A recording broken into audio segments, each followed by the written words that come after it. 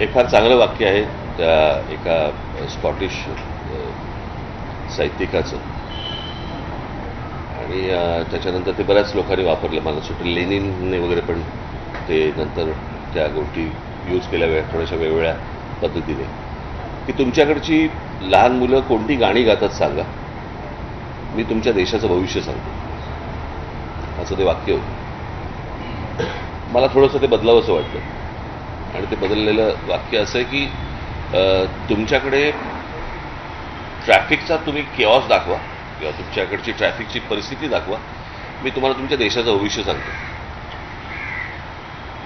आज मुंबई ही जी शहर आहेत, खास करून मुंबई, ठाणा, पुणा, नाशिक, नागपूर, संभाजीनगर किंवा इतरही आपली अनेक शहरं जी उभी राहत आहेत,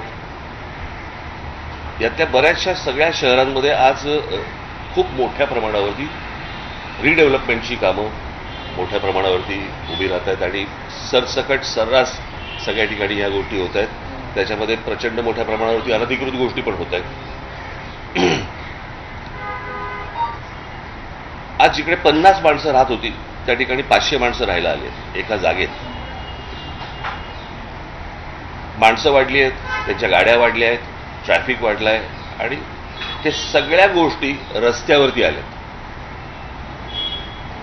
म्हणजे साधारणपणे 26 जुलैला जो पाऊस पडला होता तो साधारणपणे काहीतरी, मी चुकत नसेल तर काहीतरी 900 इंच वगैरे काहीतरी पाऊस एका दिवसात पडला होता.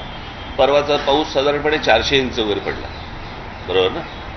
या 400 इंचामध्ये जर ज्या प्रकारचा केऑस आपण मुंबई उपनगर आणि इतर आजूबाजूच्या शहरांमध्ये बघितल्यानंतर आपल्या लक्षात येईल की रस्ते कमी आहेत, ट्रॅफिकला शिस्त नाही, कोणी कुठेही गाड्या पार्क करतायत, काहीही चालू आहे. आणि अशा परिस्थितीमध्ये याचं जर उत्तर आत्ता सापडलं नाही किंवा याच्यावरती जर समजा आत्ता काम नाही केलं राज्य सरकारने, काय झालंय, आपण कबुतरं, हत्ती आणि इतर गोष्टींमध्ये आपण इतके अडकलोय की या ज्या मूलभूत समस्या ज्या आहेत याच्याकडे कोणाचंच लक्ष नाही. म्हणजे